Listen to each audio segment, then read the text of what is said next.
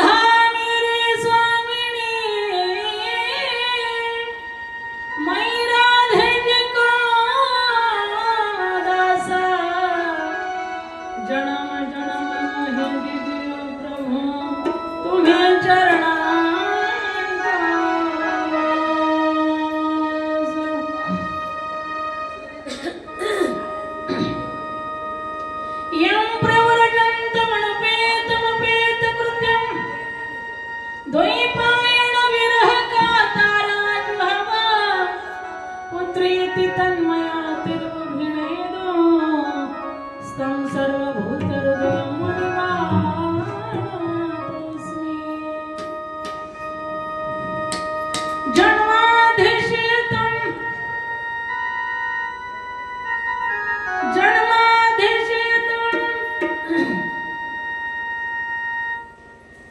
यदि तरत शाश्वतार्थ स्वराट तेन ब्रह्मार्धायाधिकमया मुह्यन्ति सूर्या तेजवारि मृदं यथा विनिमयं यत्र त्रिसर्गं रसाः धाम्ना स्वेन सदा निरस्तकुहकं सत्यं परम्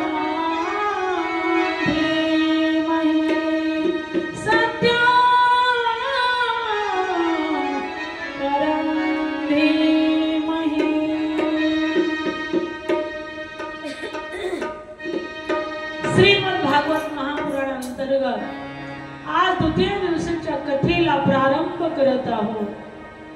दिव्यमय अखंड हरिनाम सप्ताह या पांडुरंग या नगरीमध्ये श्री संत भगवान बाबा श्री संत वामनभाऊ महाराज यांच्या पादस्पर्शाने पवित्र झालेली भूमी यांच्या कृपा आशीर्वादाने चाललेला दिव्यमय अखंड हरिनाम सप्ताह महंत गुरुवरी विठ्ठल महाराज यांच्या कृपा आशीर्वादाने या ठिकाणी दिव्यमय अखंड हरिनाम सप्ताह चालू आहे. खूप वर्षापासून त्याचं या ठिकाणी गणित नाही. संत वामनभाऊ महाराज यांच्या हाताने या ठिकाणी हा विना उभा केलेला आहे. हा अखंड हरिनाम सप्ताह सुरू केलेला आहे. त्यांच्या कृपा आशीर्वादाने चाललेला हा खूप वर्षापासून अखंड हरिनाम सप्ताह आणि मीही येत आहे खूप वर्षापासून 10-12 वर्षापासून. या ठिकाणी सर्व ग्रामस्थांचं प्रेम आहे, माझ्या माता भगिनींचं प्रेम आहे, सर्व कार्यकर्त्यांचं प्रेम आहे, सर्वांच्या आग्रहास्तव या ठिकाणी कथा करण्याचा सुयोग माझ्या भाग्यामध्ये आहे. संत वामनभाऊ महाराजांची कृपा, संत भगवान बाबांची कृपा, संत बजरंगबली हनुमंतरायांची कृपा, महादेव पार्वतींची कृपा, भागवत महापुराणांची कृपा, सर्वांच्या कृपा आशीर्वादाने या ठिकाणी सेवा करण्याचा योग. पंढरीश पांडुरंग परमात्मा आईवडिलांनी दिलेले संस्कार, आईवडिलांनी दाखवलेला मार्ग आणि गुरुचा आशीर्वाद अशा पद्धतीने त्यांच्या आशीर्वादाने त्या व्यासपीठावरती बसण्याचं भाग्य लाभलं. म्हणून या ठिकाणी आज द्वितीय दिवसाच्या कथेला प्रारंभ करत आहोत. काल आपण गोड अशी कथा सांगितली महिला मंडळ, लक्षात आहे ना तुमच्या? काल कुठलं चरित्र सांगितलं, कोणची कथा सांगितली? तुम्ही जर प्रश्नाची उत्तरे बरोबर दिली तर चांदीचं नाणं बक्षीस दिला जाईल. त्या ठिकाणी अशा पद्धतीची गोड कथा कालही झाली. आजही आपण गोड चिंतन, गोड कथा तुमच्या पुढे मांडण्याचा मी प्रयत्न करणार आहे. गोड अशी कथा आहे श्रीमद भागवत महापुराणामध्ये. आज मंगलाचरण करत आहेत श्री शुकाचार्यजी महाराज. काल आपण श्रीमद भागवताचं महात्म्य तुमच्या पुढे ठेवलेलं आहे आणि या ठिकाणी श्री शुकदेवजी महाराज सांगतात, जन्माध्यक्षे तुल्मयेति तीर्थशारद तेने ब्रह्मार्धायाधिकमया मुह्यन्ति सूर्या तेजवारि मृदं यथा विनिमयो यत्र त्रिसर्गो रसाः धाम्ना स्वेन सदा निरस्तकुहकं सत्यं परं धीमहि.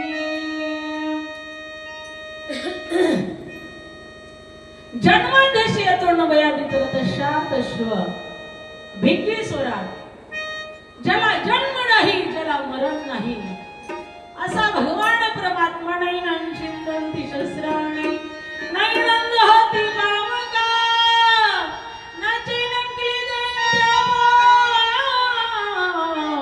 न संशयति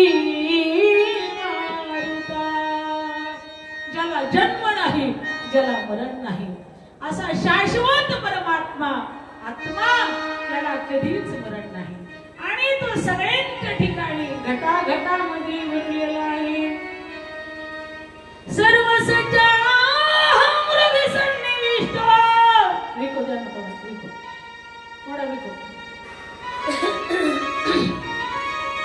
मत स्मृतिर्ज्ञानम अपहरणं वेदेषु सर्वैरहमेव वेद्यं वेदांत कृत्वेद विदेव च. सर्व घटाघटामध्ये भरलेला परमपरमानंद परमात्मा, त्याला जन्म नाही, त्याला मृत्यू नाही. म्हणून शुकाचार्य महाराज वर्णन करतात, जन्माधीशी भिकेश्वरात हा स्वतः भगवान परमात्मा त्या ठिकाणी अवतार घेतात का, तर महाराज सांगतात तीन ब्रह्मारदायादिकवयो तीन ब्रह्मारदायादिकवयो मुह्यन्ति यत सूर्य. ब्रह्मादि आदि देव सुद्धा भगवान परमात्माकडे पाहून मोहित होतात. मुह्यन्ति यत सूर्य, सूर्य म्हणजे कोण, सूर आणि असुर, देव आणि दैत्य सगळेच परमात्म्याला पाहून त्या ठिकाणी मोहित होतात. तेजवारी मृदंग यथा विनिमय, तेजवारी मृदंग, वारी म्हणजे काय, आपण पंढरपूरची वारी करतो तशी जन्म मरणाची एक वारी बघा मायबापांनी. जन्म मरणाची वारी, तुम्हा मला जन्माला यायचं मरायचं ही वारीच आहे तुमची आमची. किती वेळा जन्म यावे किती वावे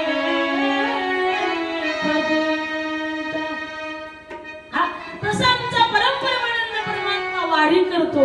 कशासाठी, यदा यदा हि धर्मश ग्लानिर्भवति भारत अभिथानम धर्मश तदात्मानं सृजाम्यहम्. परमात्मा जेव्हा जेव्हा धर्माची हानी होते, अधर्म होतो, तेव्हा परमात्मा वारी करतात. भक्ताचं रक्षण करतो आणि दुष्टाचा नाश करतो. भक्त राखी मायापासी दुर्जनासी संहारी. हा म्हणून इथे शुकाचार्यांनी वर्णन केलेलं आहे, तेजवारी मृदं यथा विनिमय यत्र त्रिसर्गं रसाः धाम्ना स्वेन सदा निरस्तकुहकं सत्यं परं धीमहि. परमात्म्यासारखं सत्य जगामध्ये काहीच नाही. सत्य तू सत्य तू सत्य तू विठ्ठला कागहा दाविला जगदाकारो. परमात्म्यासारखं सत्य कोणी नाही. सत्यच फक्त भगवान परमात्मा आहे. धामना स्वेन सदा निरस्तकुहकं सत्यं परं धीमहि. धामना म्हणजे काय, तर महाराज सांगतात ज्यावेळी भगवान परमात्मा अवतार घेतो त्यावेळेस ते धाम ठरलं जातं. परमात्म्याने कुठे कुठे अवतार घेतला, कुठे कुठे लीला केल्या, कुठे कुठे जसा प्रसंग असेल त्याला धाम म्हणतात. आणि ती चारी धाम यात्रा आपण सुद्धा करत असतो बघा. धामना स्वेन सदा निरस्तकुहकं सत्यं परं धीमहि. लक्षात बसते ना महिला मंडळ, बसते म्हणून या ठिकाणी महाराज सांगतात धामना स्वेन. भगवान परमात्म्याने द्वारकेमध्ये त्या ठिकाणी अनंत लीला केल्या. 16,108 लग्न परमात्म्याचे झाले, म्हणजे 16,108 पत्न्या परमात्म्याला होत्या. अशा पद्धतीने फार मोठा विस्तार परमात्म्याचा आहे. परमात्मा तिथे राहिले म्हणून ते धाम झालं. बद्री केदारनाथाला, त्या बद्रीनाथाला परमात्म्याने त्या ठिकाणी अवतार धारण केला, ते धाम झालं. जगन्नाथपुरीला भगवान परमात्मा बलिराम दादा सुभद्रा भैया मैया त्या ठिकाणी त्यांनी त्या स्वरूपामध्ये तिथे अवतार धारण केला म्हणून ते सुद्धा धाम झालं. धामना स्वेन सदा निरस्तकुहकं सत्यं परं धीमहि. परम सत्य परम परमानंद परमात्मा, त्या सत्य भगवान परमात्म्याला ओळखायला शिका, जाणायला शिका, गुण गायला शिका. हे परम सत्यच आपल्या जीवनाला त्या ठिकाणी मुक्ती देणारं सत्य आहे. म्हणून महाराज सांगतात की आधी सत्य आहे, पुढे सत्य असणार आहे आणि आता ही सत्य आहे. धामना स्वेन सदा निरस्तकुहकं सत्यं परं धीमहि. अशा भगवान परमात्म्याची खरोखर त्या त्या ठिकाणी महाराज सांगतात गोड अशी लीला आहे. म्हणून हे भागवत महापुराण त्या ठिकाणी महाराज सांगतात निगम कल्पतरुगलितं फलं शुकमुखाद व्रजत व्रजद्रवसंयुता पिबत भागवतं रसमालय मोहरं रसिका विभाविका. श्री शुकाचार्य महाराज या ठिकाणी राजा परीक्षितला सांगतात आणि सूतजी महाराज 88,000 ऋषीला सांगतात, शौनकाधिकाला सांगतात. महाराज सांगतात निगम कल्पतरुगलितं फलं शुकमुखादं व्रजद्रवसंयुतं पिबत भागवतं रसमालयं मुहुरो रसिका विभाविका. जे रसिक आहेत, जे भाविक आहेत तेच या फलाचं ग्रहण करतात. महाराज सांगतात त्या भागवत रूपी फलाला काय म्हटलेलं आहे? फल म्हटलेलं आहे. फल काय म्हटले? फळ. म्हणून याला फळ म्हटलं. हे फळ कसं निर्माण झालं, कसं तयार झालं थोडक्यात तुम्हाला सांगते. ज्यावेळेस असतं या ठिकाणी हे फळ सुरुवातीला भगवान परमात्म्याच्या मुखाद्वारे पडलं आणि ते ग्रहण ब्रह्माजीने केलं. ब्रह्माजीच्या मुखाद्वारे पडलं ते शुकाचार्यांनी महाराज व्यासांनी ते ग्रहण केलं. व्यासांच्या मुखाद्वारे शुकाचार्यांनी ग्रहण केलं आणि शुकाचार्यांच्या मुखाद्वारे ते तुम्ही असाल या ठिकाणी राजा परीक्षिताने ग्रहण केलं आणि त्याच्या निमित्ताने ते तुम्हाला आम्हाला ग्रहण करायला भेटलं. प्यार से कहिए राधे श्याम. जय जय राधा रमण हरि बोल. जय जय राधा रमण हरि बोल. जय जय राधा रमण हरि बोल.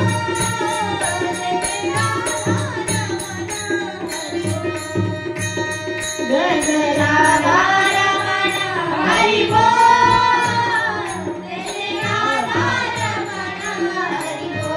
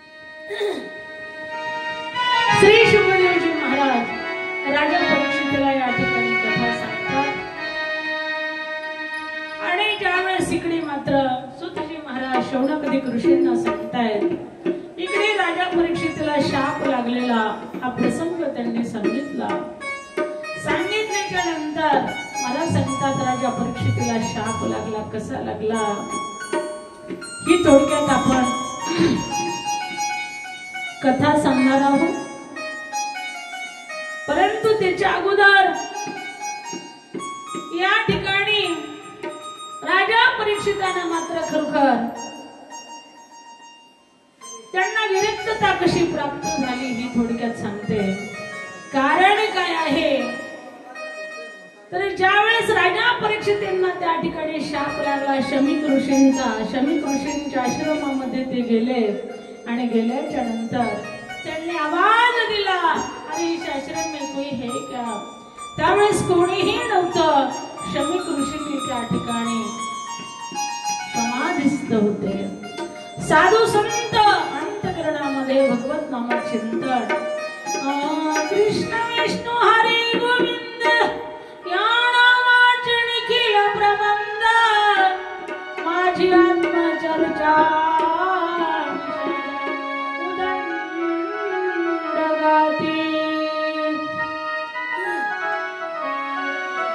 इकडे त्याच्या प्रसंग येत आहे.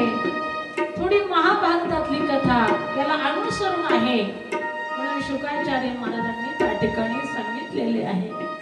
ज्यावेळेस कौरव पांडवांचं युद्ध लागलं आणि युद्ध लागल्याच्या नंतर 18 अक्षौहिणी सैन्य, त्याच्यातलं 11 अक्षौहिणी सैन्य दुर्योधनाकडे, 7 अक्षौहिणी सैन्य पांडवाकडे होतं.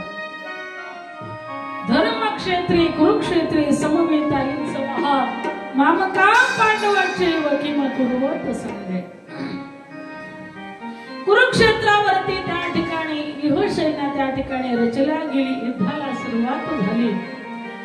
अर्जुनाचं सारथ्यपण करण्यासाठी भगवान परमात्मा आहे. धर महाराज सांगतात, ध्वज स्तंभावरी वानर तो मूर्तिमंत शंकर सारथी शारंग अर्जुनेसी.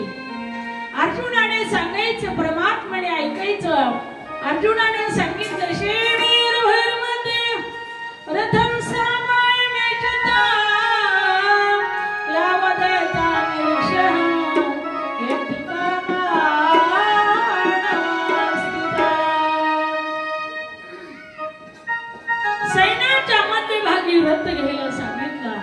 सैन्याच्या मध्यभागी रथ घेतला. सज्जनांना लक्ष आहे सगळ्यांचं, लक्षपूर्वक काय का फार गोड आहे, नाहीतर मी सांगायचं तुम्ही कुठेतरी लक्ष द्यायचं. म्हणून त्या ठिकाणी सैन्याच्या मध्यभागी रथ घेतला आणि सांगितलं, पहा कोणाशी युद्ध करायचं. त्यावेळेस अर्जुनाला दिसले, आचार्य मातुलम भ्रातुम पुत्रं पौत्रं सखीं स्तता स्वशुराजिनचैव सेनेवान वैरत्वे. आचार्य त्या ठिकाणी सगळे होते. भीष्माचार्य, कृपाचार्य, द्रोणाचार्य, सगळे वरिष्ठ मंडळी होते. यांना पाहून अर्जुनाने प्रणाम केला आणि हातातला गांडीव धनुष्य गळून पडला. गांडीवं संस्रस्ते हस्ता तच्चैव परिदेहते नच शक्नोमिव अस्तात् ब्रह्मतीव जनिमना. धनुष्य खाली पडला. हात थरथर थरथर कापू लागले. सर्व रोमांच अंगावरती उठले आणि त्या ठिकाणी रडू लागला अर्जुन. परमात्म्याला सांगितलं, नको मला युद्ध, नको मला राज्य, नको मला काही. हा भगवंत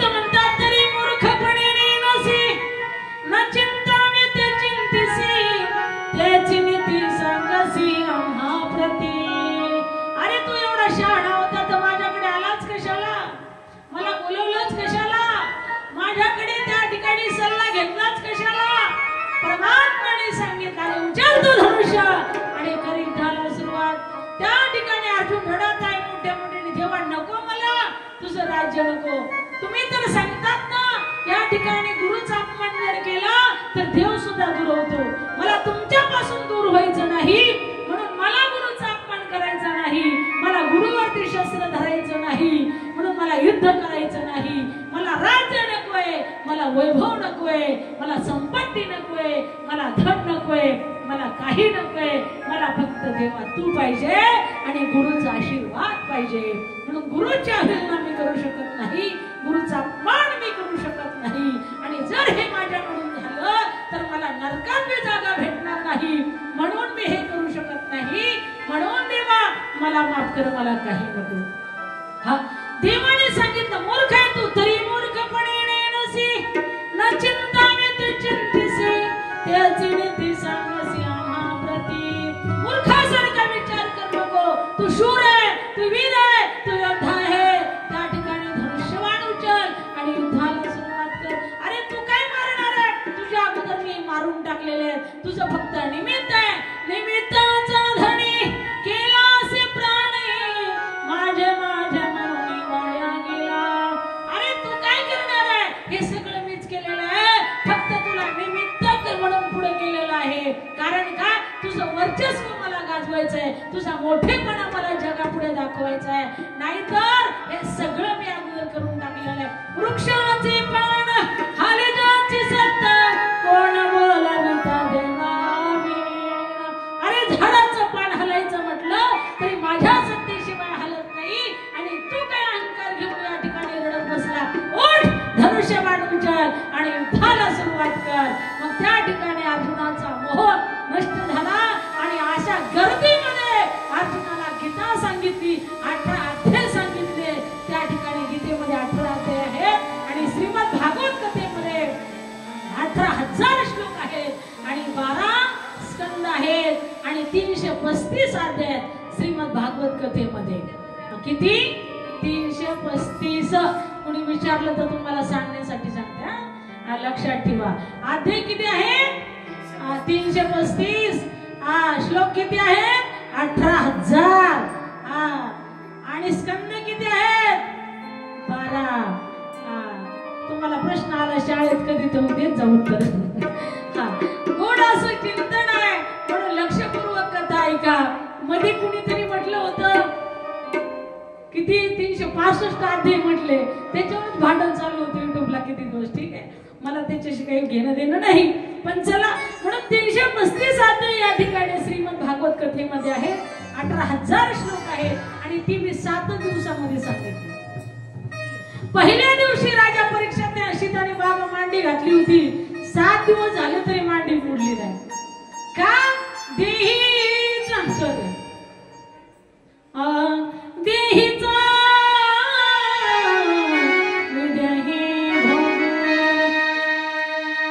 महाराज देहभान विसरून राजा परीक्षेची कथा ऐकत होते. देहावरती तादात्म्य राहिलं नव्हतं, देहावरती तादात्म्य राहिलं नव्हतं, देहावरती ममत्व राहिलं नव्हतं. आपलं काय होईल, आपले काय गुडघे दुखते का, कंबर दुखते का, डोकं दुखते का, काय दुखते भान त्यांना राहिलं नाही महाराज. कारण 7 दिवस त्यांनी त्या ठिकाणी कथा ऐकली. 7व्या दिवशी शुकाचार्य महाराजांनी प्रश्न केला, हे राजा परीक्षित आज भीती वाटते का तुला आता मरायची? ते म्हटले नाही, मरण माझे मरुणी गेले, आम्ही झालो. हे महाराज, हे गुरुमाऊली, मला मरणाची आठवण नाही, मला आता सापाची भीती नाही, मला शापाची भीती नाही, मला काहीच वाटत नाही. आता कृष्ण लीला ऐकायची मला काय झाली, आतुरता वाढली. सांगा माझ्या देवाची लीला सांगा, माझ्या परमात्म्याची लीला सांगा. ठीक आहे महाराज, अशा पद्धतीने चला. म्हणून त्या ठिकाणी महाराज दुर्योधनाचा पराजय झाला, पांडवांचा विजय झाला.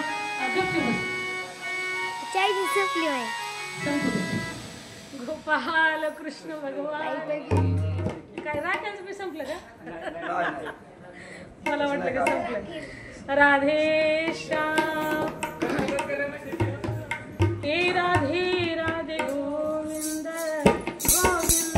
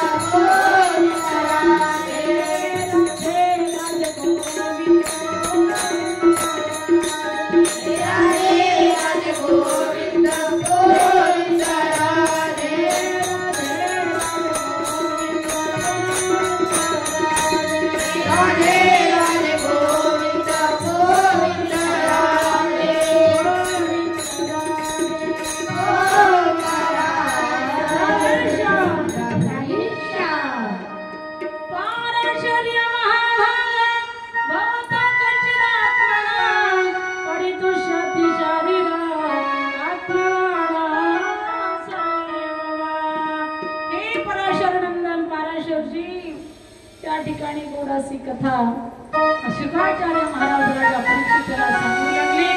इकडे मात्र पांडवांचा विजय झाला. पांडवांचा विजय झाल्याच्या नंतर धृतराष्ट्राचे 100 पोरं होते, त्याच्यातले 99 मेले आणि जो दुर्योधन होता हा रणांगणातून पळून गेला. रणांगणातून पळून गेला आणि पळून गेल्याच्या नंतर एका सरोवरामध्ये लपून बसला. आणि लपून बसल्याच्या नंतर इकडे धर्मराजा अर्जुन, भीम, नकुल, सहदेव, कुंती मैया, भगवान कृष्ण कन्हैया ते म्हटले आता राजा धर्माचा राज्याभिषेक करूया. भगवान परमात्म्याने सांगितलं राज्याभिषेक आताच करता येत नाही. का करता येत नाही तर दुर्योधन अजून जिवंत आहे, त्याचा शोध घ्या, त्याला मारा आणि नंतरच तुम्हाला राज्याभिषेक करता येईल. मग दुर्योधनाला त्या ठिकाणी धुंडू लागले. 5 पांडव भगवान कृष्ण कन्हैया त्या ठिकाणी त्याचा शोध घेऊ लागले. इकडे तिकडे फिरू लागले. ज्या सरोवरामध्ये त्या ठिकाणी दुर्योधन लपून बसला होता तिथे पांडव आणि परमात्मा गेले. गेल्याच्या नंतर भीमाने आवाज दिला, हे कायर युद्ध केले आ जाईये, हे कायर, हे दुर्योधना, हे मूर्खा असं म्हणून आवाज दिला. दुर्योधनाला राग आला. दुर्योधन समाधी घेऊन बसलेला, समाधी म्हणजे त्या ठिकाणी आपला श्वास रोखून बसलेला होता पाण्यामध्ये. त्यातून वरती आला.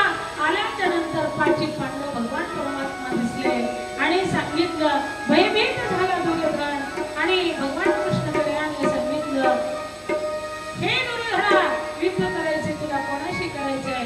या 5 जणांपैकी कोणाशी करायचंय असं म्हटल्यानंतर दुर्योधन म्हटला, अरे धर्मराजा बरोबर मी काही युद्ध करू शकत नाही, कारण आणि अर्जुना बरोबर मी करू शकत नाही. का करू शकत नाही अर्जुना बरोबर? तो माझ्या बरोबरीचा नाही म्हटले. तो नपुसक आहे म्हटले, त्याच्या बरोबर मी युद्ध करू शकत नाही. मग कोणाबरोबर करतो? नकुल सहदेव बरोबर नाही, त्याच्या बरोबर करत नाही. मग म्हटले भीमा बरोबर मी युद्ध करतो. ठीक आहे. दोघांनीही त्या ठिकाणी गदा युद्ध त्यांचं सुरू झालं. गदा युद्ध सुरू झाल्याच्या नंतर भगवान भीमाने मात्र त्या ठिकाणी त्याच्या मांड्या फोडल्या. मांड्या का फोडल्या त्याचं सुद्धा कारण आहे. कारण का त्यावेळेस असताना ज्यावेळी द्रौपदीचा अपमान केला त्यावेळी दुष्ट दुर्योधन म्हटला होता, हे पांचाली आइये मेरे जान पर बैठिये असं म्हटल्यानंतर त्या ठिकाणी द्रौपदी म्हटली, मूर्खा, अरे मी तर तुझ्या मांडीवर बसणार नाही, पण माझ्या भीमाची गदा तुझ्या मांडीवरती बसेल. म्हणून त्या ठिकाणी भीमाने सुद्धा प्रतिज्ञा केली होती, दुष्टा, त्या ठिकाणी मी तुझ्या मांड्या फोडल्याशिवाय राहणार नाही. म्हणून त्या भीमाने मात्र त्या ठिकाणी दुर्योधनाच्या मांड्या फोडल्या आणि फोडल्याच्या नंतर दिवस मावळला. युद्ध समाप्त झालं. कारण युद्धाचा शास्त्रीय नियम आहे, दिवस उगवला की सुरू आणि दिवस मावळला की बंद, असा नियम आहे. युद्ध बंद केलं आणि त्या ठिकाणी तो विवळत पडला, म्हणजे इवळत पडला. तिथे इवळत पडलेला असताना त्या ठिकाणी अश्वत्थामा, कृतवर्मा आणि कृपाचार्य यांनी त्यांचा आवाज ऐकला. ऐकल्याच्या नंतर त्यांच्या लक्षात आलं, अरे युवराज दुर्योधनाचा आवाज आहे म्हणे, चला त्या ठिकाणी आले. आणि आल्याच्या नंतर पाहिल्याच्या नंतर अश्वत्थामा म्हटला, मित्र दुर्योधना, अरे काय तुझी अवस्था झाली, कोणी अशी अवस्था केली तुझी? त्यावेळेस त्याला दुर्योधनाने सांगितलं, अरे अश्वत्थामा, अरे मित्रा, माझी अशी अवस्था झाली, याचं मला दुःख नाही रे. प्यार से कहिए राधे श्याम. दुर्योधनाच्या डोळ्यात पाणी आलं. अश्वत्थामा म्हटला, मित्रा, अरे आयुष्यभर तू मला साथ दिली ना, आता यावेळी तुला काय हवंय मला सांग, मी तुला देतो म्हटले. त्यावेळी दुर्योधनाच्या डोळ्यात पाणी आलं आणि दुर्योधन म्हणाला, हे मित्रा, अरे माझ्या सरे 99 भाऊ मेले, आता मी सुद्धा मरणार आहे काही वेळानं, याचं मला दुःख नाही, पण माझे शत्रू 5 आहेत ना. ऐका, एक मिनिट आवाज येतो का तुम्हाला? मी बोललेले थोडं कमी आवाज काढा महाराज, जास्त. प्यार से कहिए राधे श्याम. थोडं फक्त स्वर द्यायचं बोलताना आणि गाताना भरपूर आवाज काढा. हा ठीक आहे. कुठं आलं आपलं महिला मंडळ? तुमचं तुम्हीच बघा माहिती हा आहे का लक्षात? लक्षात येते ना? कथा ऐकू येते ना? हा ठीक आहे. गोड अशी कथा आहे बाबा. त्या ठिकाणी खरं थोडी जणांनी सांगितलं अश्वत्थामा अरे माझ्या नवीन भूमीले मी सुद्धा काही क्षणाने मरणार आहे, पण मला याचं दुःख नाही, पण माझे 5 शत्रू आहेत ना त्याच्यातला एक सुद्धा मेला नाही, याचं मला वाईट वाटतं, याचं मला दुःख वाटतं. अश्वत्थामा म्हटलं ठीक आहे मित्रा, मग काय करायचं? काय नाही म्हटलं, याच्यातला एक तरी मरायला पाहिजे होता, एकाच तरी मुंडका आणून दे म्हटलं मला. अश्वत्थामा म्हटलं हरकत नाही, एकाच नाही म्हटलं, हा पठ्या 5 जणांचं मुंडकं तुम्हाला आणून देतो. हा अश्वत्थामा तिथून उठला आणि त्या ठिकाणी पांडवांच्या कक्षामध्ये गेला. रात्रीची वेळ आहे, रात्रीची वेळ आहे. किती असते खरोखर त्या ठिकाणी संरक्षण सुद्धा होतं आणि जे बाहेर होते का त्यांचं अस्त्र त्याने मुंडकं दाबलं, तोंड दाबलं, खटाखट त्यांचे शिरो कापून टाकले आणि त्या ठिकाणी त्या कक्षामध्ये गेला. गेल्याच्या नंतर पांडवाचे 5 पुत्र पांडवांच्या 5 जागेवरती झोपले होते आणि 5 पांडव द्रौपदी, कुंती मैया, कृष्ण कन्हैया या ठिकाणी आपल्या पूर्वजांना तिलांजली देण्याकरिता गेलेले होते आणि त्या ठिकाणी हा गेला. पांडव समजून त्यांचे खटाखट झोपीमध्ये त्यांनी मुंडके कापून टाकले. कापून टाकल्याच्या नंतर इकडे मात्र खरोखर कुंती मैयाने पांडवांनी पूर्वजांना तिलांजली दिली. आहा करता ही वार्ता त्या ठिकाणी महाराज द्रौपदीला कळाली. द्रौपदी त्या ठिकाणी रडू लागली. माता शिशुणं निधनं शुतायनं निशम्य घोरा परितप्यमाना. माता शिशुणं निधनं शुतायनं निशम्य घोरं परितप्यमाना. त्या ठिकाणी त्या मातेला आपले शिशु त्या ठिकाणी कोणीतरी झोपीत मारले म्हणून त्याचं दुःख झालं, विलाप करू लागल्या, रडू लागल्या. रडत असताना त्या ठिकाणी अर्जुनाने प्रतिज्ञा केली, हे द्रौपदी, जोपर्यंत या बालकांचा शत्रू मी तुझ्या पुढे आणून उभा करत नाही आणि तू मनसीत तसं त्याला सजा देत नाही तोपर्यंत मी तुझे शांतवन केलं, तुझे डोळे पुसले असं ठरणार नाही. म्हणून अर्जुनाने अशी प्रतिज्ञा केली आणि त्या ठिकाणी भीमाने सुद्धा प्रतिज्ञा केली. त्या ठिकाणी या शत्रूचा मी सुद्धा असताना त्या ठिकाणी वध करणार आहे, त्याला शिल्लक ठेवणार नाही, त्याने सुद्धा प्रतिज्ञा केली. आणि नंतर भगवान कृष्णाकडे अर्जुनाने पाहिलं. अर्जुनाने रथ झुंपला, भगवंताने रथ झुंपला, अर्जुन रथामध्ये बसला आणि भगवान परमात्म्याला काय कळते बाबा, गतीर भरता ब्रह्म साक्षी निवास शरणं श्रीगुरु प्रभा प्रलय स्थान विधान. महाराज त्या ठिकाणी परमात्म्याला लक्षात आलं, कोणत्या दिशेने अश्वत्थामा गेलाय, कुठे लपून बसलाय. त्या ठिकाणी त्या दिशेने रथ काढला मौली आणि त्या दिशेने गेले. गेल्याच्या नंतर तो रथ त्या ठिकाणी आडवा घातला. अर्जुनाने रथातून उडी टाकली आणि त्या ठिकाणी अश्वत्थामाला पकडलं, जकडलं, बांधलं आणि बांधून मात्र त्याला रथामध्ये टाकलं. रथामध्ये टाकून तो रथ मात्र द्रौपदी पर्यंत आणला. त्याला असं रथातून ढकलून दिलं, खाली घेतलं आणि द्रौपदी समोर अश्वत्थामाला उभा केलं. सांगितलं, सांग या दुष्टाला कोणती सजा द्यायची आहे. त्यावेळी द्रौपदी म्हणते, रडत रडत त्या ठिकाणी द्रौपदी सांगते, मुच्छता मुच्छता मेषा ब्राह्मणा मितरा गुरु. सोडा त्याला, सोडा त्याला, सोडा त्याला, सोडा त्याला. गेल्यानंतर साधूचे हृदय भूतांची दया ही भांडवय संता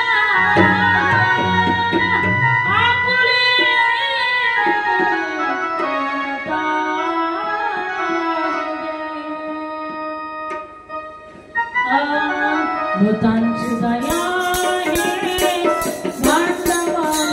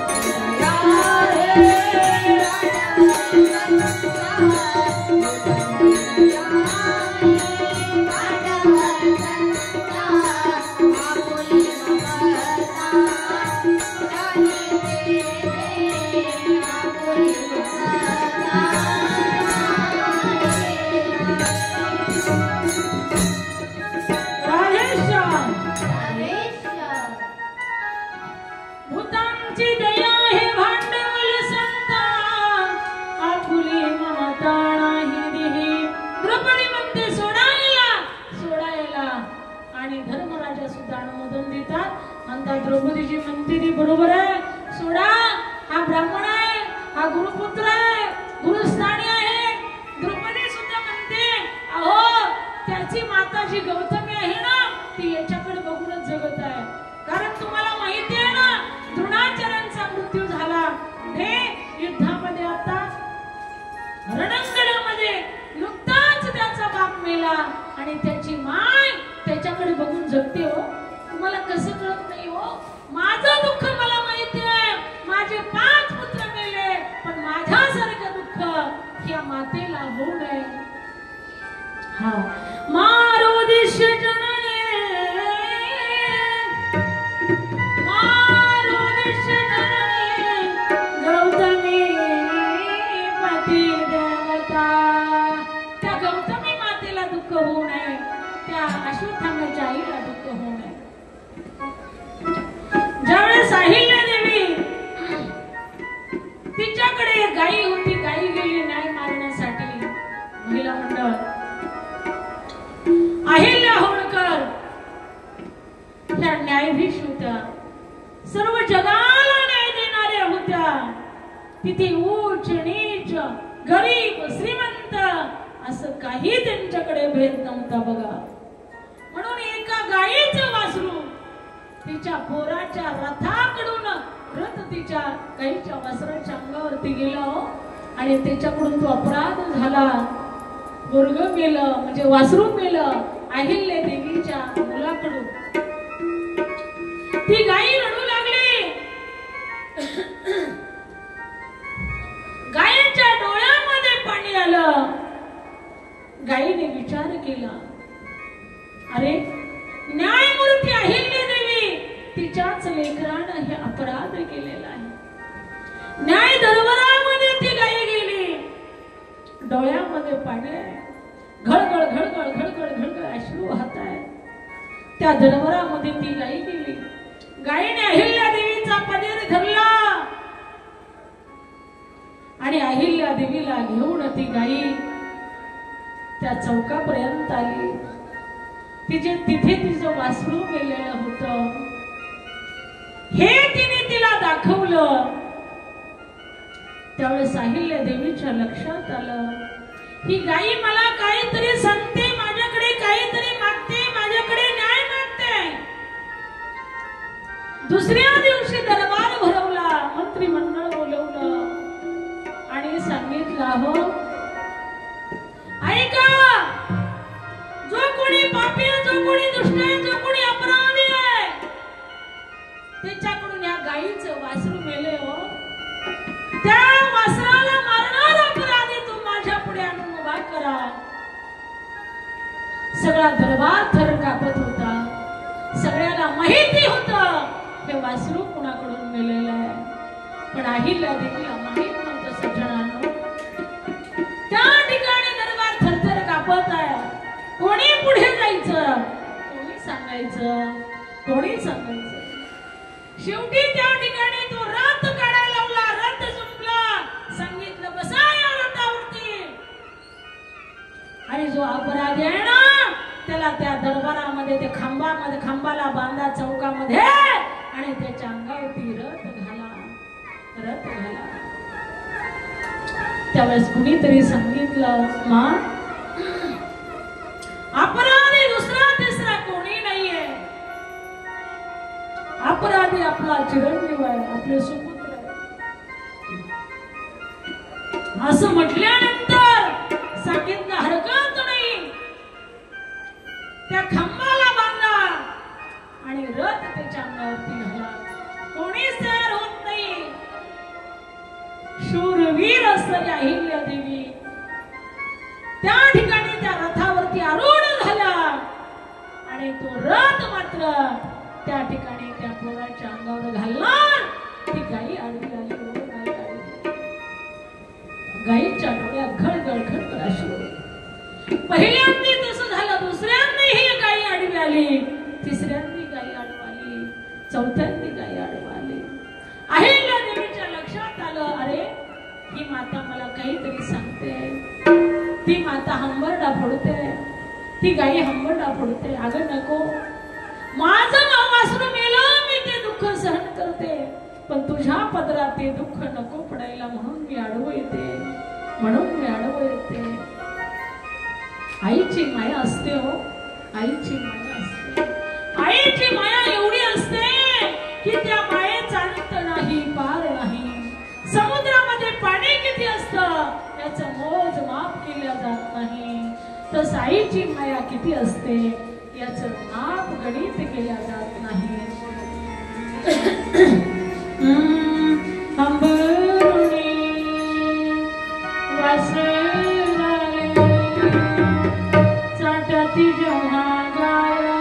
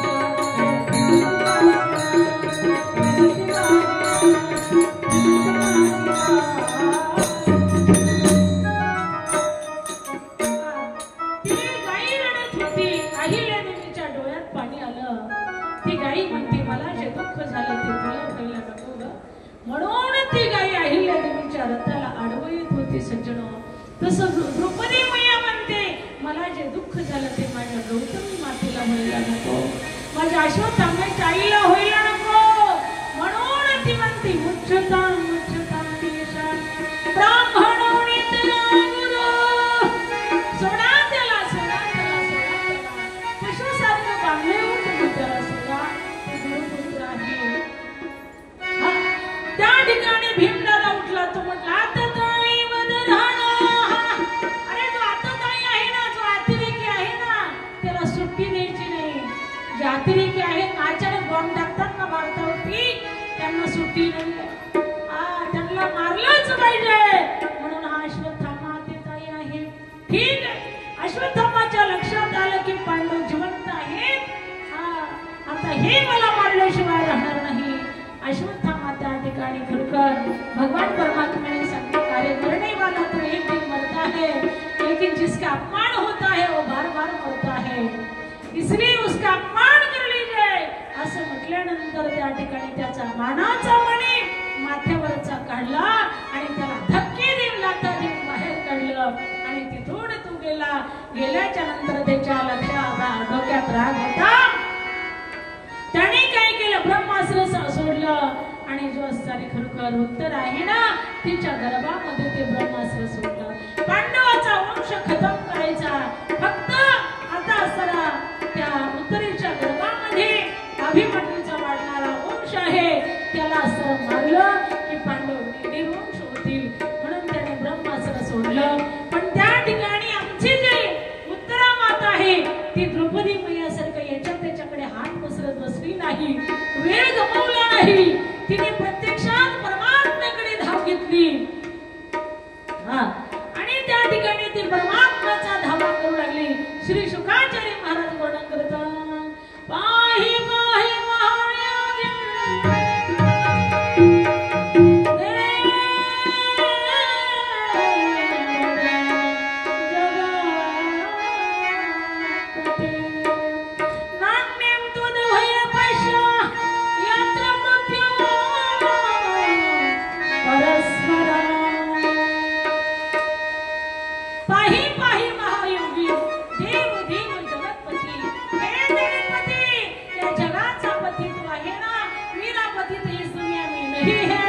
कहां जाऊं, कहां से शरण जाऊं, हे भगवान मेरे लिए तुम ही जगतपति हो ना, इसलिए मेरे पुत्र की रक्षा कर लीजिए, माझ्या मुलाची रक्षा कर, मी मेरे तरी चालेल पण माझ्या लेकराची रक्षा कर.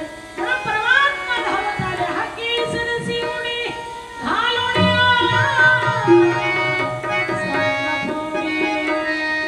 परमात्मा धावून आले आणि सांगितलं माते माझी तुला आई व्हावं लागेल, मला सुद्धा तुझ्या पोटामध्ये प्रवेश करावा लागेल.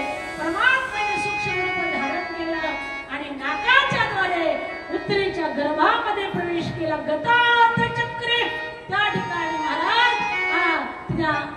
जो उत्तरेच्या गर्भामध्ये वाढणारा राजा परीक्षित त्याचे त्यांनी रक्षण केलं. प्यार से कहिए राधे त्याचं रक्षण केलं आणि परमात्मा त्या ठिकाणी खरोखर पुन्हा त्यांनी परमात्म्याने त्या ठिकाणी खरोखर उत्तरेच्या गर्भाचं रक्षण केलं. इकडे मात्र धर्मराजाचा राज्याभिषेक केला आणि द्रौपदीचा आमच्या कुंती मातेचा निरोप घेतला. हे आत्या माझं कार्य संपलेलं आहे, मी येतो आता, मी येतो आता. त्यावेळेस माझ्या कुंती मैयाच्या डोळ्यामध्ये अश्रू आले. बघा तुम्ही, जे महिला असतील ना त्यांना माहेरकडची फार ओढ असते.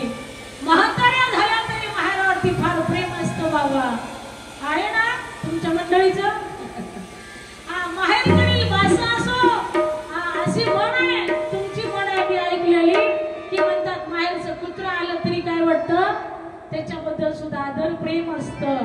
म्हणून माझ्या कुंती मैयाचा कृष्णकडे कोण लागत होता, काय नातं होतं, तर माझ्या कुंती आत्याचा तो भाचा लागत होता. परंतु त्या ठिकाणी कुंती आत्या म्हणतात, हे कन्हैया, हे लाला, हे भगवान, आज मी तुला भाचा म्हणून ओळखत नाही तर जगाचा बाप म्हणून तुझी प्रार्थना करत आहे. जगाचा ईश्वर आहे तू, जेणे हे विश्व निर्मिले, महर्षी देव संस्थापिले, 21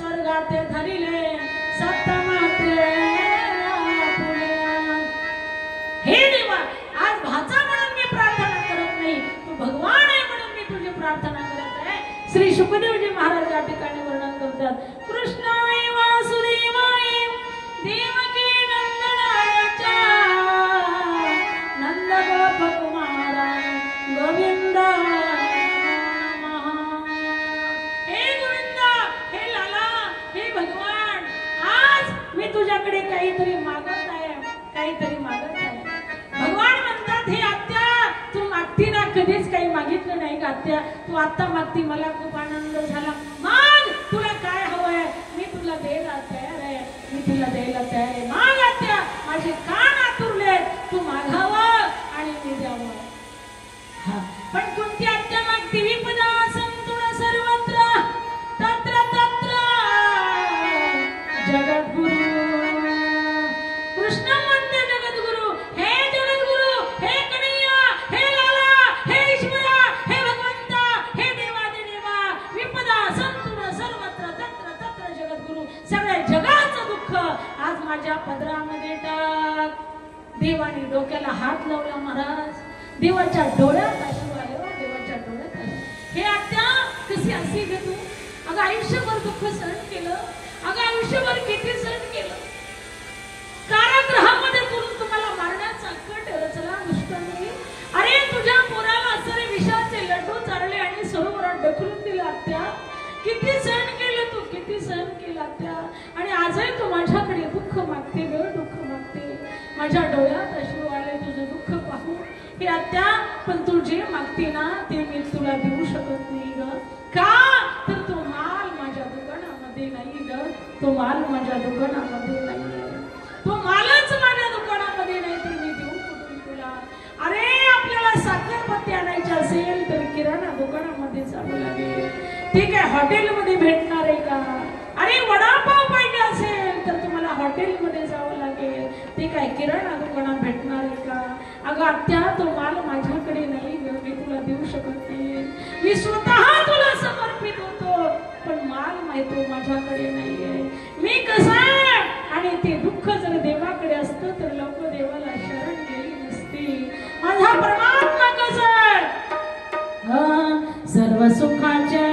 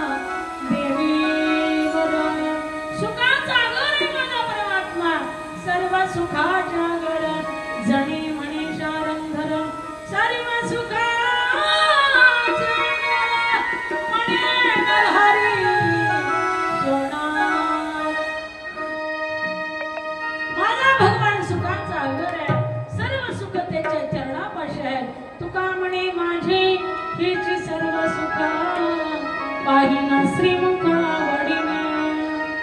ज्याला सुख पाहिजे त्यांनी त्या देवाचे चरण बघा, त्या देवाचे दर्शन घ्या, त्या देवाचं श्रीमुख पहा. म्हणून सर्व सुखाच्या वर बाप रुक्मा देवीवर माझा बाप रुक्मा देवी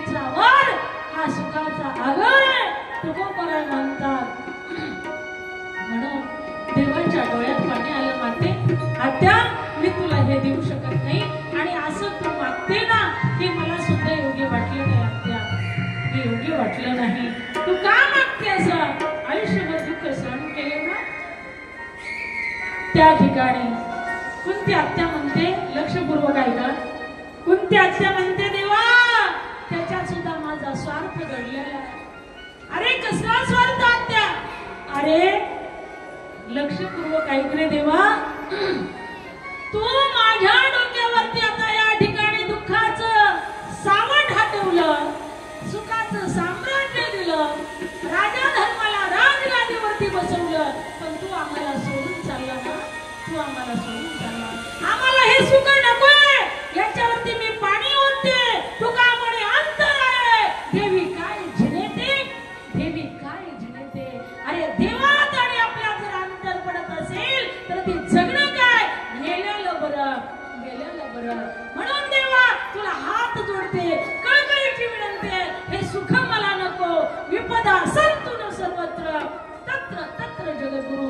सगळे दुःख माझ्या पदरामध्ये दे आणि दुःख माझ्या माथ्यावर असल्यावर तू मला सोडून जाऊ शकत नाही हे मला माहिती आहे. म्हणून हे साम्राज्य नको, मला तू हवंय. म्हणून त्या ठिकाणी देवाने यात्रा स्थगित केली. सांगितलं माते हरकत नाही, कुंती आत्या मी थांबतो ग. देवाने द्वारकेला जाण्याची यात्रा स्थगित केली आणि परमात्मा थांबले. थांबल्याच्या नंतर इकडे धर्मक्षेत्र कुरुक्षेत्रावरती भीष्माचार्य शरपंजरी पडलेले होते आणि त्या बाणाच्या शिळीवरती पडलेले होते. त्यांना पडून 18 दिवस पूर्ण झालेली होती. म्हणून त्या ठिकाणी परमात्म्याने सांगितलं आता ते आपण असताना खरोखर त्या श्री भीष्माचार्यांना भेटूया. सर्व पांडव कुंती आत्या द्रौपदी सहित भगवान परमात्मा त्या ठिकाणी कुरुक्षेत्रावरती गेले. शरपंजरी पडलेले परमात्मा आपला श्री भीष्माचार्य सर्वांनी त्यांना प्रणाम केला. धर्मराजाने, अर्जुनाने, नकुल सहदेव भीमाने, द्रौपदी मैयाने, कुंती मातेने प्रणाम केल्याच्या नंतर त्या श्री भीष्माचार्यांनी विचारलं, अरे अर्जुना तुम्हारा सारथी नहीं आया क्या? अरे भगवान सब कुछ करने के लिए तैयार है लेकिन करवाने वाला चाहिए अर्जुना. असं म्हटल्यानंतर भगवान परमात्मा धावत पुढे आले. तात्श्री प्रणाम प्रणाम प्रणाम प्रणाम प्रणाम. तात्श्री प्रणाम नमस्कार प्रणाम. आलो म्हटले मी. आलात तुम्ही देवा? म्हटले हो.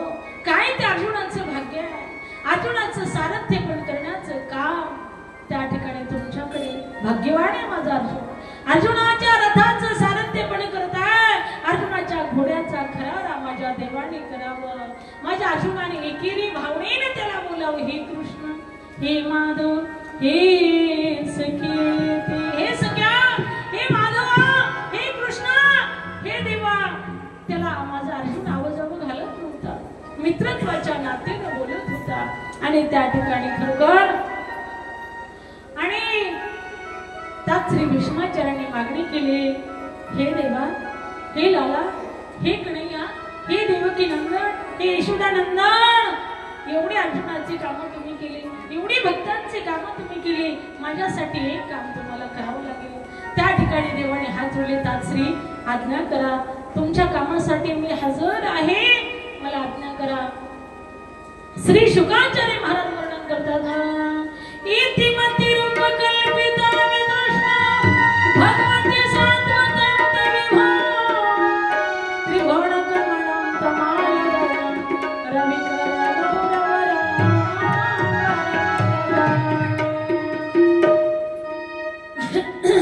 इतिमती रूप कल्पिता विदुष्ण भगवती सात्वतं विभो त्रिभुवन कमलं तमालवनं रविकर गौरवरं वरं ददामि. त्या ठिकाणी खरोखर माझ्यासाठी एक काम करा. माझी एक पुत्री आहे, आयुष्यभर मी तिच्यासाठी वर धुंडला, पण तिच्या योग्यतेचा भेटला नाही. तिच्या योग्यतेचे तुम्हीच आहात, म्हणून माझ्या पुत्रीचा तुम्ही स्वीकार करा, तिच्याची पाणी ग्रहण करा आणि तिला तुम्ही आपलेशी करा. असं म्हटल्यानंतर त्या ठिकाणी भगवान कन्हैया हसले. हे तात्श्री भीष्माचार्य महाराज, तुम्ही अजन्म ब्रह्मचारी आहात,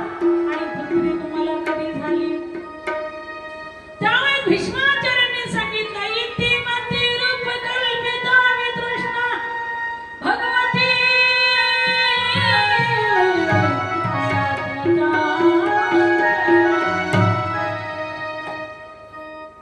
माझी मती रूपी पुत्री, माझी बुद्धी रूपी पुत्री, बुद्धी या बुद्धीचा तुम्ही स्वीकार करा. कल्पिता वितृष्णा, कधी तरी कल्पना केली नाही, कधी ईर्ष्या केली नाही. लोकांनी 2 एकर घेतलं म्हणून मी 4 एकर घेईल, लोकांनी बंगला बांधला म्हणून मी बंगला बांधेल, दुसऱ्याने गाडी घेतली म्हणून मी गाडी घेईल, अशी ईर्ष्या कधी केली नाही. ती मती रूप, मती म्हणजे बुद्धी. माझ्या ज्ञानोबराया सुद्धा सांगतात सुख झाले साधने रूप पाहता लोचने, सुख झाले साधने. माझ्या ज्ञानोबरायांना प्रश्न केला साधकाने, महाराज तुम्ही ब्रह्मचारी आहात आणि साजणी कोणाला म्हणतात? साजणी म्हणजे मैत्रीण कधी झाली तुमची? त्यावेळेस ज्ञानोबराय म्हणतात सुख झाले साधने तोहा विठ्ठल वरवा, तोहा माधवा वरवा. साधणी म्हणजे माझी बुद्धी, हीच माझी मैत्रीण आहे. तसं माझे भीष्माचार्य म्हणतात इतिमती रूप कल्पिता वितृष्णा. मती, मती म्हणजे बुद्धी, कल्पिता वितृष्णा भगवती सात्वता. त्या ठिकाणी परमात्मा म्हटले हरकत नाही, काही टेन्शन घेऊ नका म्हटले. ठीक आहे करतो तिचा, तुमच्या बुद्धीचा स्वीकार करतो. ठीक आहे म्हटले, आणखी माझ्यासाठी करा. काय? जोपर्यंत या कुडीतला प्राण जात नाही तोपर्यंत माझ्या पुढे उभं राहायचं. सदैव देव भगवान प्रतीक्षितम् कलेवर व्याविद जन्मभूम्यः प्रसन्नः सर्वलोचनः. सांगितलं प्रसन्न, प्रसन्न मुद्रेने माझ्या पुढे उभं राहायचं. देव म्हटले आता हे कधी जाते कधी नाही, किती वेळ उभं राहावं लागतंय महाराज. म्हटले आता काय पंचायत झाली, शब्द दिलाय प्राण जाय पर वचन जाय रघुकुल रीत सदा चली आई, प्राण जाय पर वचन जाय प्रसन्न हा सर्वलोचनम् मुखं भुजदानं पतचतुर्भुजम्. प्रसन्न लोचन, प्रसन्न मुद्रेने, प्रसन्न हसरा चेहरा. कधी माणसाचा हसरा चेहरा असला पाहिजे बरं का. नाही तर काही काहींच्या कधी तोंडाकडे बघा गवरे फुटले, जसं सगळ्या जगाचं दुःख याच्या डोक्यावर पडलं. महाराज प्रसन्न मुद्रेने जगायचं, प्रसन्न हसत. किती दुःख असलं तरी पचवता आलं पाहिजे, किती सुख असलं तरी पचवता आलं पाहिजे. काही काहीला सुख सुद्धा पचवता येत नाही. आजी एका बाबलीला 20 लाखाची लॉटरी लागली. गावातल्या प्रतिष्ठित माणसाने सांगितलं, जा म्हटले महाराज त्या आजीला म्हणा तुला 20 लाखाची लॉटरी लागली, काय करणार तू? ते महाराज गेलं, त्यांना वाटलं महाराज बोलण्यामध्ये चातुर असतात ना, जरा बुद्धिवान असतात. जावा ते गेल्याच्या नंतर म्हटले आजी बाईचे हरी. ती म्हटली माय बाबा आला तोय, बसा बाबा तुमचं बाय आमच्या घराला लागलं, फार चांगलं झालं, चहा प्या, कॉफी प्या, नाश्ता घ्या. आम्ही कालपासून चहा पिलो नाही अजून. मावशी कुणी सुद्धा चहा प्या म्हणा, काय मी पाप केलं एवढं? तुम्ही चहा सुद्धा आणत नाहीत आमच्यासाठी. आमचे लेकरे भुकेने मेले, काल वडापाव चारला म्हणला, कुणी सुद्धा म्हणलं नाही जेवून जा म्हणून. ठीक आहे आठवलं बरं का, हो मला आलं म्हणून राग नाही, पण सांगितलं. ठीक आहे तुम्ही माझ्या माता भगिनी खूप प्रेम देतात त्यामुळे तुम्ही येते नाही, दोघीची रिकामी का? ठीक आहे. त्या ठिकाणी म्हटलं चहा प्या, वडापाव खा, काय पोहे वगैरे खायचे का? म्हटले बाबा काहीच नको. बाबा म्हटले तुमची एक सुखद बातमी सांगायला आलो. का? म्हटले त्याच्या मोबदल्यात चहा नाही पेढे दिले तरी चालेल. म्हटले काय? काही नाही म्हटले तुम्हाला 20 लाखाची लॉटरी जर लागली तर तुम्ही काय करणार? त्या म्हटल्या बाबा 10 लाख तुम्हाला दान. बाबाला तिथंच अटॅक आला ना, काही न करता 10 लाख रुपये भेटत म्हणजे त्यांना सुद्धा सुख पचवता आलं नाही दादा. म्हणून त्या ठिकाणी मला सांगता सुखही पचवता आलं पाहिजे आणि दुःखही पचवता आलं पाहिजे. चला म्हणून त्या ठिकाणी माझ्या तात्श्री भीष्माचार्यांना आनंद झाला. प्रसन्न हा सरुण लोचन, प्रसन्न मुद्रेने हसत. कोण आदेश करत आहे? तात्श्री भीष्माचार्य. एवढा अधिकार आहे त्यांचा. अरे देवाला त्यांनी सांगावं किती मोठा अधिकार आहे. प्रसन्न हा सरुण लोचन, प्रसन्न मुद्रेने देव उभं राहायचं, तोंड पडल्यासारखं उभं राहायचं.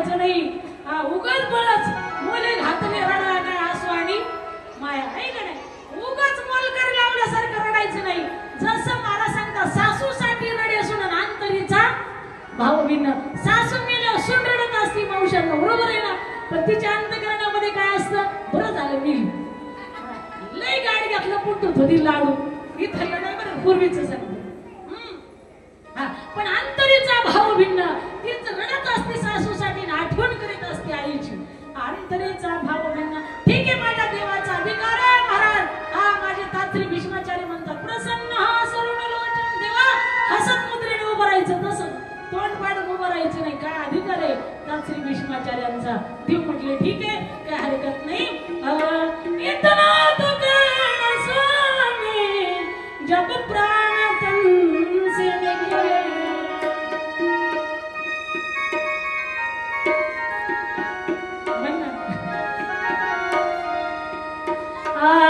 इतना तो कहना स्वामी जब प्राण तन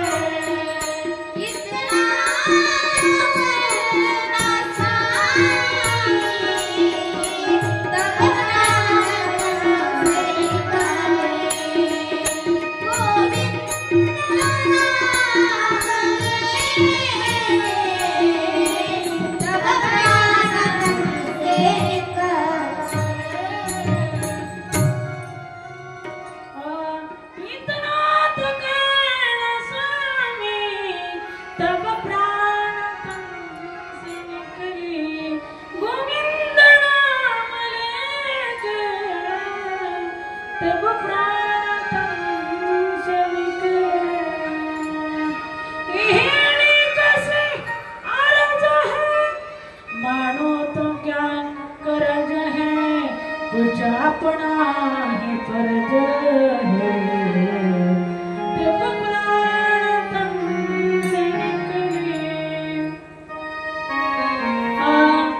देना हो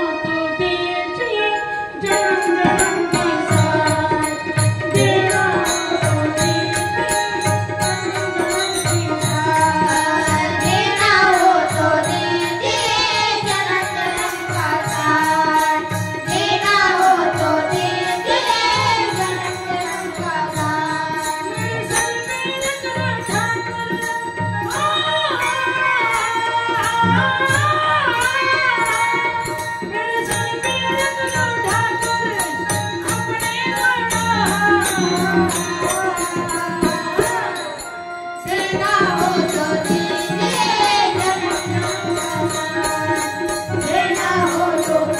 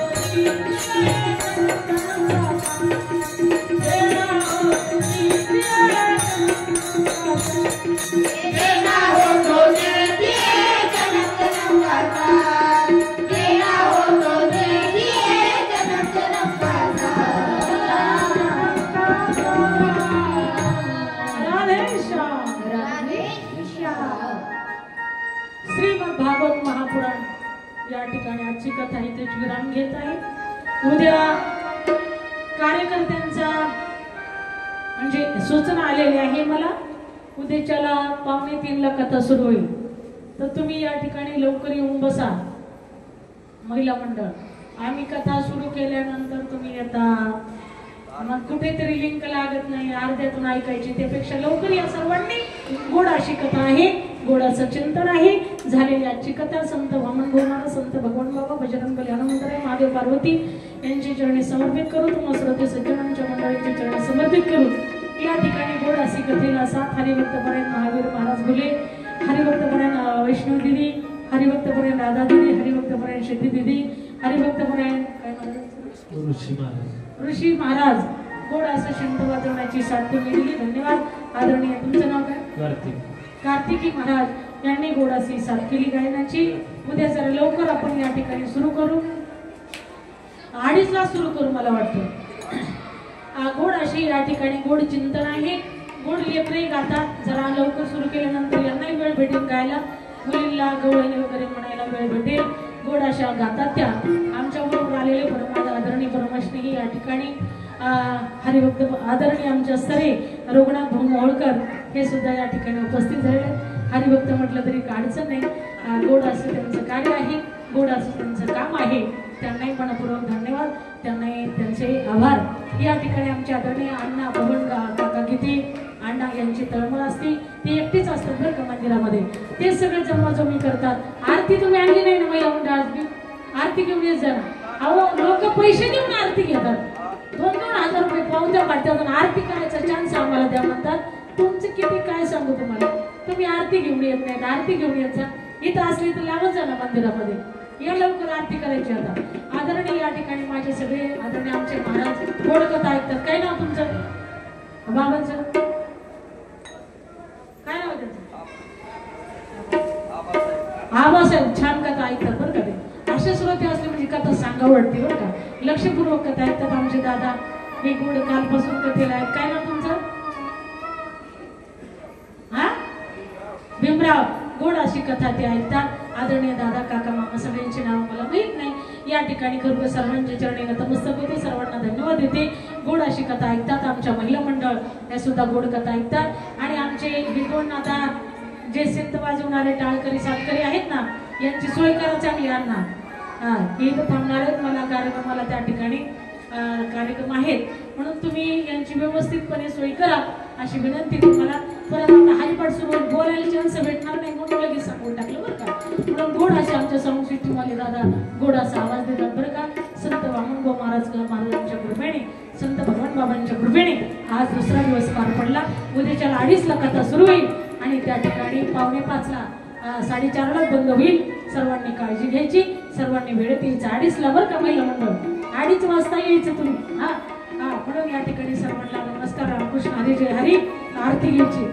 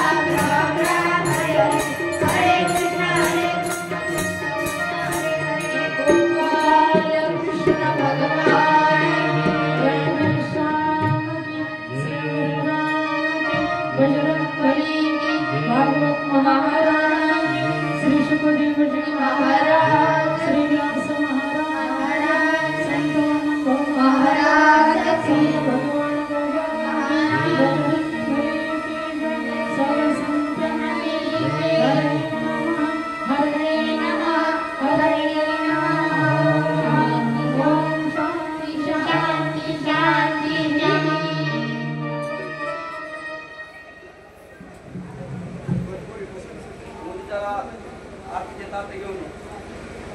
उद्या त्याला आरती